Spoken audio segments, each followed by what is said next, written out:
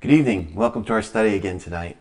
Let's go right into in the news. Obviously, we're getting to a new cycle where politics is taking everything over with the election coming.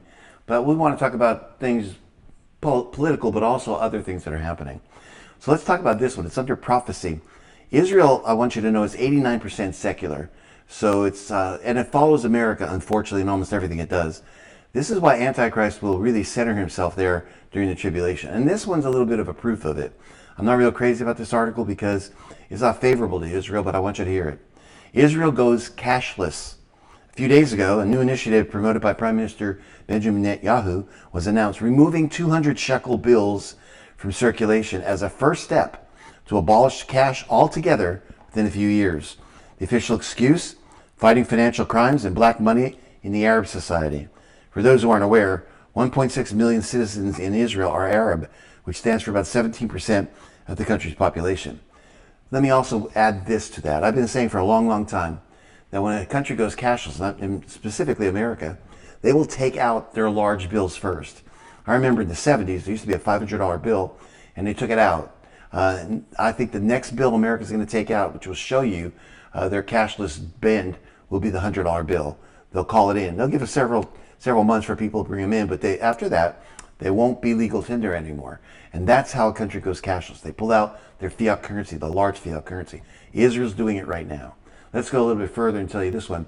This one I put under prophecy because it talks about the Great Tribulation. Is worldwide Jew hatred setting the stage for the tribulation period? And I've talked about this before, and what I've said is that anytime you see massive persecution of the Jews worldwide, there's usually a world war. What happened before World War I happened before World War II. This is another article that talks about it. It says most rational people, even unbelievers, would have a sense of sympathizing with Hamas right now is akin to endorsing the kidnap, torture, rape, and beheading and murder of the Jews. People who thought that the horrors of the Holocaust were long behind them have suddenly been shaken by a terrifying sense of foreboding as people the world over call for the annihilation of Jews once again, the world over. In the early stages of Hitler's plan to exterminate the Jews, perhaps ordinary people in far-off nations would have pleaded ignorance to the Jewish plight on the basis that the news didn't reach them. However, this time around, the evidence of Jew hatred is there for everyone to see, since anti-Semites cannot resist posting their abhorrent material online. It must be said that it is virtually important and vitally important for Christians right now to hold a biblical worldview that enables us to consider everything we encounter in the world from a godly perspective. For all people, whether it's believers or unbelievers, when faced with a problem or a challenge, our worldview becomes the source and foundation on which we make our actions or give our responses. This means that whatever content we filter into our worldview will determine how we act, how we speak, and how we think.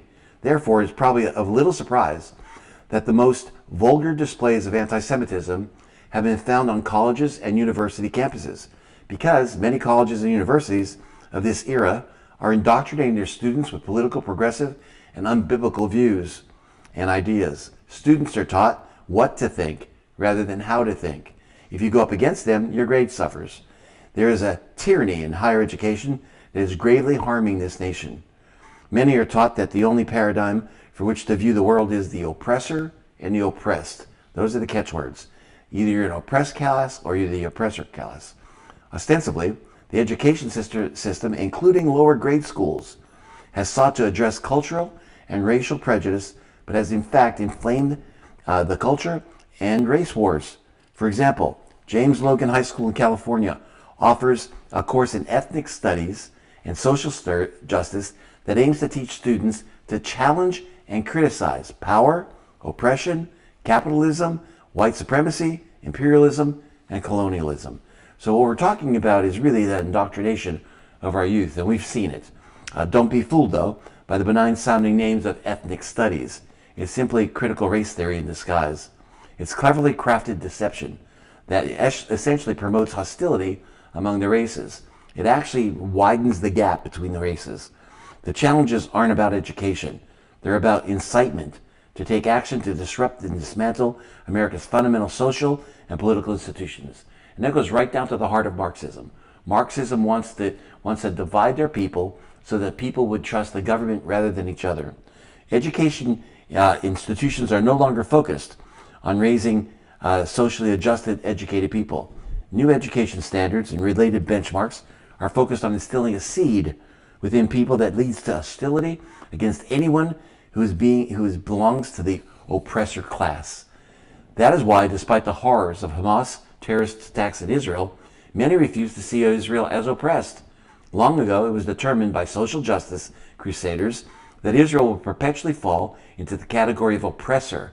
And because of oppressor-oppressed narrative, people assign themselves a moral license to identify and hate the oppressor, which for them is Israel, without disrupting their conscience. That's why it's so easy for college students and people around the world to go against Israel, because they feel that Israel is an oppressor, and they are not. And if any oppressors are there, it's terrorists who are oppressing not only their own people, but also having forays into Israel. Anti-Semitism is an early indicator of a troubled culture, and if the terrorist attack by Hamas teaches us anything, it's that Western nations are in deeper trouble than they thought.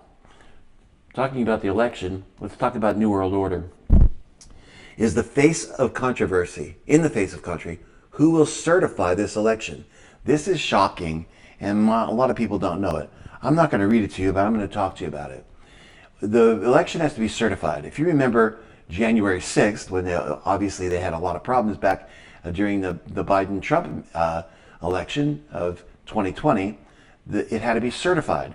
The election is not valid unless it's certified. So Vice President Pence was the one who had to certify it. And basically what happened was Trump tried to put some pressure on him, but he certified it and made the election, whether we believe it's fixed or not, he made it legal. Do you know who will be in charge of certifying this election? In January 2021, it was Vice President Mike Pence again, as we all remember the controversy surrounding the decision. Well, an even more interesting scenario is shaping up this time around. In January 2025, Vice President Kamala Harris will be in charge of certifying the election. In other words, if Donald Trump wins, the person that he was running against will be in charge of certifying his victory. That's a major defect in our system, by the way, and it could potentially set the stage for widespread chaos if things do not go smoothly. There should have been a clause in our Constitution that said that if a vice president is running for a president, then the Speaker of the House, who's the next in line, should certify the election. Obviously, that's not there. With each passing day, a Trump victory is looking even more likely, thankfully. For example, a brand new Gallup survey has found that the percentage of Americans that identify with Republicans has jumped by 4 points since just September. The presidential race is swinging in former President Donald Trump's direction, according to a national poll released by Marquette. Right now, we are seeing so much enthusiasm for Trump, and the same cannot be said for Harris. When MSNBC visited one early voting location in Arizona, they couldn't find a single person that was voting for Harris. If she loses, she will literally be tasked with certifying the election that she just lost. According to Politico, Harris has promised that, quote, she won't interfere with the peaceful transfer of power. We'll see. On January 6, 2025, Vice President Harris will set to preside over the Congress and count the electoral votes that will make either her or Donald Trump the 47th President of the United States. And like her predecessor, Mike Pence, who resisted enormous pressure from Trump to upend the 2020 election results, Harris says she won't interfere. Hopefully that's true. But would she just really stand aside and hand the presidency to a man that she has described as, quote, a threat to democracy?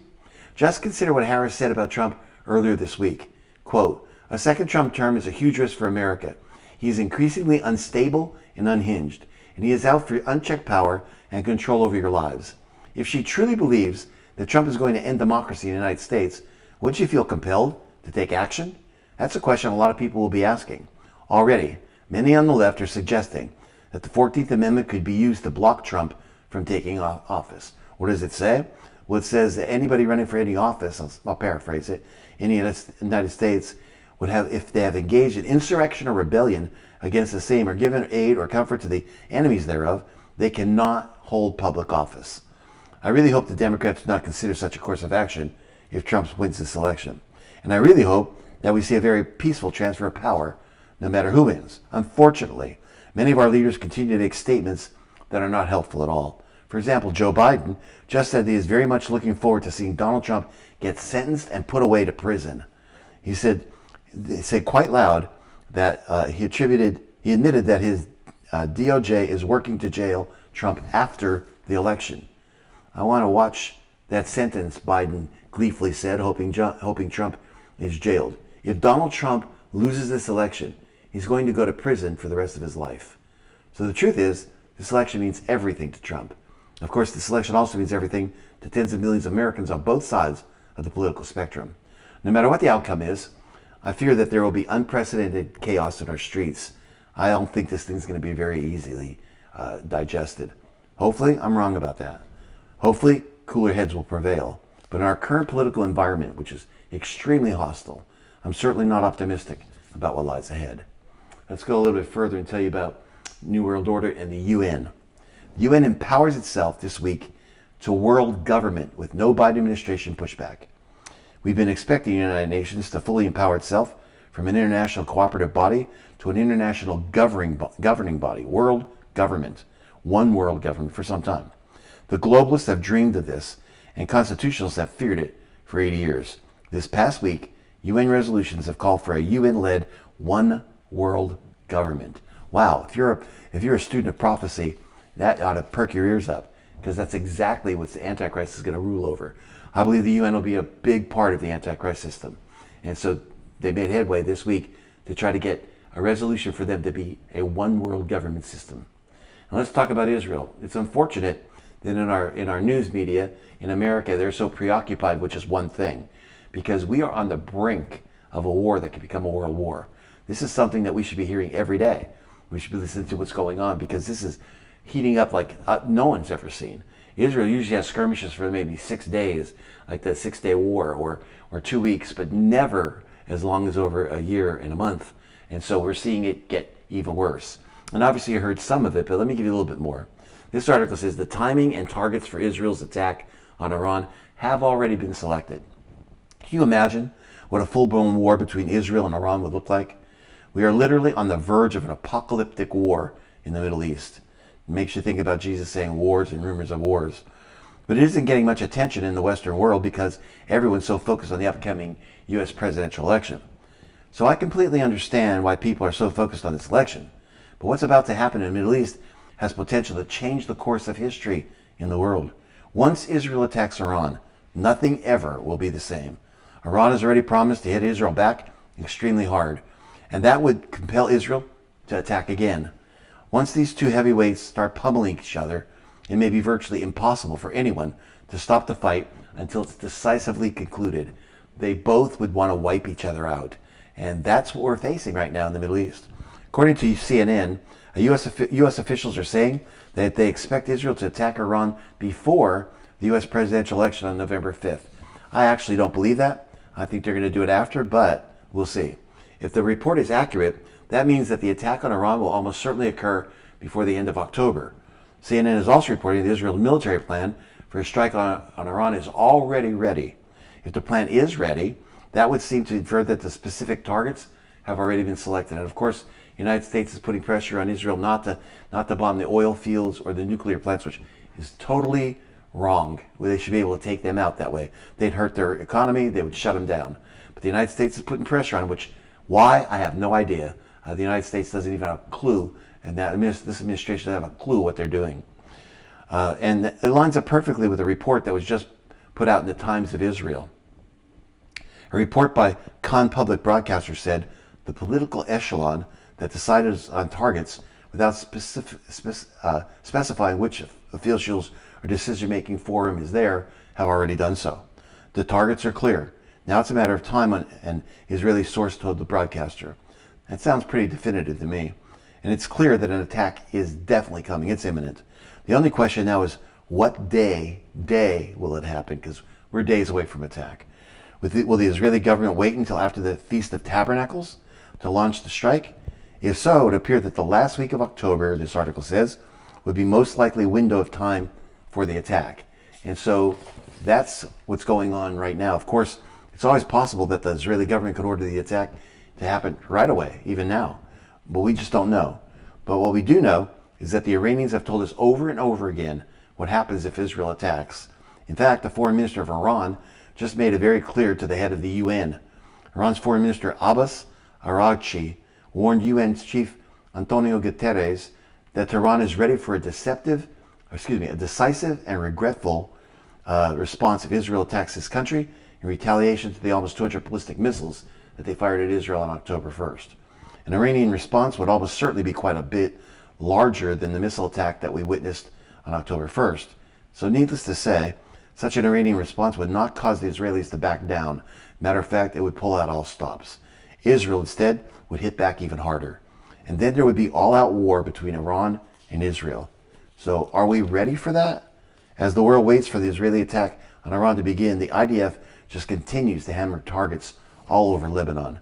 It appears that preparations are being made for a widespread ground operation along their northern front. They want their people, 100,000 of them, to get back into their homes in Israel. And tens of thousands of people have already been killed since this war began on October 7th, 2023. But if an all-out war between Israel and Iran erupts, millions of people could die. Israel and Iran have been getting ready for this final showdown for a very, very long time. And once they start going at it, the war won't be over until one side settles things definitively. On that same vein, this article came out. Israel preparing major airstrikes on Iran to topple the regime. And that's exactly what they have to do. They have to take the Iranian regime out. Unfortunately, Biden and his administration became stupid after they took office, because Trump had Iran crippled financially. They couldn't do a thing. But Biden administration sending billions of dollars to them opened up the floodgates for them to be able to arm all their proxies. Israel has hinted it is plotting airstrikes to topple, I'm quoting, the Iranian regime as it seeks retaliation for its missile attack earlier this month.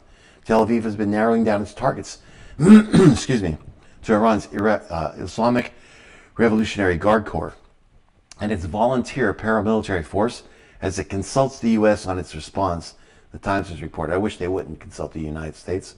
Although it's unlikely one round of missile strikes would topple the Iranian regime, it's been suggested by Western officials that a major attack by Israel could encourage opposition from Iran, of course. Israeli Prime Minister Benjamin Netanyahu said in a video statement addressed to the Iranian people this week, quote, "Don't let a small group of fanatic theocrats crush your hopes and your dreams. The people of Iran should know Israel stands with you." And that's a pretty good statement, because most people understand not every Iranian is behind the Iranian regime, just as not every American is behind the Biden regime. Iran is killing its people. They're starving to death. Their economy is tanked because they're putting all their money into their military to kill Israel. And so the Iranian people are ready for a revolution. When Iran is finally free, Netanyahu said, and that moment will come a lot sooner than people think, everything will be different. Netanyahu is hoping any future airstrikes will help weaken the two pillars of Iran's Islamic regime, the Iranian Islamic Revolutionary Guard Corps, the IRGC, and the Basij paramilitary force. While the IRGC is an elite military force, the Basij is a loyalist military usually made up of foot soldiers, volunteers. It comes as Israel warned that Iran will not know what hit them when the country retaliates. Israel's Defense Minister Yoav Gallant said in a video, "Our attack will be deadly, precise, and above all surprising. They will not understand what happened and how it happened." Meanwhile, Iran warned Israel that the spirit of resistance will be strengthened after the killing of Hamas leader Yahya Sinwar. That's the second one they took out in this month. Russia is warning Israel, and that's what I'm going to give to you next. This is kind of interesting. Russia is warning Israel not to even consider striking Iranian nuclear facilities. State news agency TASS quotes Deputy Foreign Minister Sergei Ryabkov as saying, "After Iran's missile attack on October 1st, there has been speculation that Israel could strike Iran's nuclear facilities, which they need to, as has long threatened to do. We have repeatedly warned, continue to warn, to caution Israel against even hypothetically considering the possibility of a strike on Iranian nuclear facilities and nuclear infrastructure," Ryabkov is quoted by TASS as saying. So what are we saying here? Why are we giving you that news? Because we know that Russia, Gog and Magog, its leader and its country, will come down against Israel according to prophecy. And so now Russia's making threats to Israel. Sounds like prophecy to me. Sounds like Revelation to me. Sounds like Ezekiel to me. And that's exactly what's happening in your news, in our headlines. And of course, no one's telling you about that, but it's very, very close to what Ezekiel was telling us about. We've been talking a lot about the economy and inflation, and there's some interesting things coming out right now. Inflation rising is awkward for Powell and nightmarish for Harris. Inflation is rising again, and even Federal Reserve cheerleader Bloomberg is worried the Fed is losing the plot. Inflation rising is awkward for the Fed, given Chairman Jerome Powell has already cut rates for the looming recession. In fact, he just did a jumbo half-point cut, which makes inflation actually go up. This is known as a policy error, and the Feds have been making a lot of those these days. This one's another one. Groceries went up most since the beginning of the year, with meat up almost 15%. Car prices, new and used, car insurance, medical costs, I don't need to tell you this. And plane tickets all jumped high. Services as a whole jumped nearly 6% annualized. Interestingly, watches and jewelry jumped an 84% annualized rate, perhaps as a flight for paper money to real assets. And let me just give a little footnote there. When people see that your dollar is eroding, they will buy real tangible things. Your dollar is called a liquid asset. The real tangible things are called sundry assets. It takes you a little bit longer to sell a sundry asset, but they are worth more. For example, you put your money in the bank, and if inflation goes up, your $100 is worth $90 in a couple weeks or months, the way it's going. But if you take that $100 and buy jewelry, when in a couple months that jewelry will be worth more than $100 because of inflation. So people are buying real assets. They're going in debt sometimes to do it because they're fearing what inflation is going to do to their money. Interestingly, that's jewelry is hitting the most, 84%. Meanwhile, eggs jumped almost 9% annualized. So this is not supposed to be happening at this stage of the game. Recession tends to reduce inflation, in fact, by about 4% on average. So if we're bumping along 4% core with a recession coming, it suggests that underlying inflation could be 7+%. That would make it very, very dumb for Powell to have just cut rates by a jumbo half point with more cuts on the deck. It's just another month in the Fed Reserve clown car. To be fair, Powell did admit last year that he has, listen to this, no idea what they're doing. I'm quoting. That's what he said. They have no idea what they're doing. They can't understand the runaway of inflation and how to get back in control. He phrased it as the Fed navigating by star on a cloudy night. That's what he said. As navigating by stars you can't see, which is not navigating, it's pretending to navigate. If prices are rising, and they are, the Fed's room for errors just got a lot tighter. Markets can see it, with the odds of another mega cut dropping to zero for the Fed's next meeting and mortgage rates rising again, since higher interest rates mean expensive mortgages. And I would expect you'd see the stock market to do some flips, some really big flips. This means you could be stuck with a 7% mortgage and a frozen housing market well into next year. More importantly, these were not good numbers for Kamala Harris, because this was the very last inflation report for Harris before she faces voters. And with a core near 4%, Harris is facing voters with a looming recession, rising joblessness, and rising inflation. How could you have both inflation and recession? It's an oxymoron, but obviously it's happening. Which rhymes, by the way, with Jimmy Carter's reign, who famously won just 6 states against Ronald Reagan in 1980 after Carter II delivered inflation and recession together. Now Harris won't just win 6. Our media is even less objective than it was in 1970. But rising inflation with a slowing economy is pretty much the worst possible way to fight an election. It's the worst scenario for a country. Of course, if Donald Trump does win next month, you can take it to the bank that the media will put both the Biden-Harris inflation and the Biden-Harris recession squarely on Donald Trump. They blame him for everything, every single thing, as was seen in Brett Baer's interview with her. Okay, let's go a little bit further and tell you about religion. Nearly 150 Catholic hospitals provided transgender surgeries or drugs to children. This is shocking if you think about Catholicism. Nearly 150 Catholic hospitals across the United States provided children with hormone therapy or performed gender transition surgeries on them between 2019 and 2023, contradicting church teaching and the U.S. bishop's prohibition on Catholic healthcare providers offering such interventions according to the data that was received. So what is that saying? It's saying this: the Catholic Church is a religion just like any religion, and we know, again, if you go to prophecy, Antichrist is going to use religion, pull them all together, and then eventually get rid of them and have his own worship. But the Catholic Church stands in the balance, as other religions do, because if they vote and they tip their hat to the Antichrist, which I believe a pope will be the false prophet, whatever pope that is, basically they will be showing us their woke agenda right now, and that's exactly what's happening right now. They are doing things contrary to Catholic doctrine all over the place, including the Pope. Let's go a little further and give you some more here. This one's under moral decay. And this one's probably hard for people to hear because they don't want to admit it, but it really needs to be said. A silent epidemic, pornography's grip on the Christian community. In a recent study showed the phrase porn addiction symptoms is searched an average of 70,000 times per month in the United States, with porn addiction signs and porn addiction ranking as the most commonly searched term related to abortion on the internet. The study indicates that porn addiction appears to be the most common form of addiction in the United States. It's more addictive than any drug, than any alcohol. It's porn addiction. Not only is the porn addiction a growing problem, porn addiction is starting at younger and younger ages. Addicts, here's a disturbing find, who started when they were 5 years old and have been hooked, 5 years old, and have been hooked for decades at a time. By the time they're in grade 6, these addicts are full addicts. With one school having an issue with pornography in grade 5, the problem is real. It's growing in every community and must recognize this and respond to the fact. 61% of American adults admit to using pornography, with half of the porn users saying that nobody knows they do. 84% of porn users say they have nobody helping them to avoid pornography.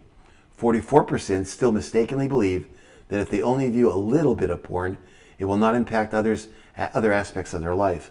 As one expert put it, you do not have one brain for porn and another for fantasy. It is the same brain, and everything bleeds together. 63% mistakenly believe that porn consumption can be compatible with a sexually healthy lifestyle. 62% of self-identified Christians, 3 and 5, told Barna that people can view porn regularly and have a sexually healthy lifestyle. 58% of Christians say it's important to them that their church has programming that helps people avoid or recover from porn addiction. Unfortunately, only 10% say churches offer such help. So what's going on? Well, the enemy is very, very good at what he does. He's very good at his vices. He's very good at his sin. He's very good at taking advantage of human nature. He's very good at warping the things that God has called true. Now, again, let me remind you, this is an addiction.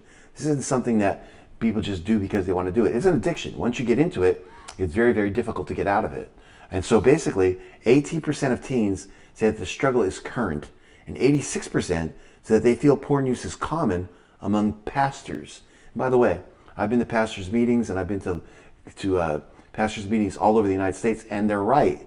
Pastors are just as much addicted to porn as anyone else, unfortunately. These numbers are not surprising.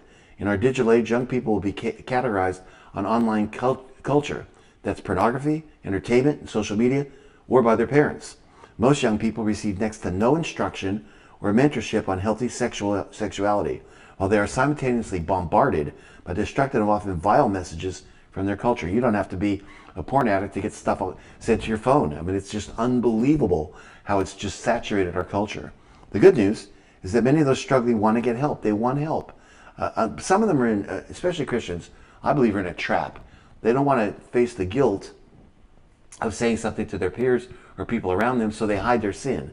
And let me tell you something. I know that's true because when I first got saved, my smoking was pretty, I didn't smoke a lot, but I would sneak smokes because I was addicted to it before I got saved. And it took me a while before I said to somebody, hey, I have this problem. I need you to pray, and I can make God accountability for it. That's exactly what has to happen with any addiction. They want parents to mentor them. They want recovery groups that will help them get freedom. They want accountability partners to help them beat their afflictions.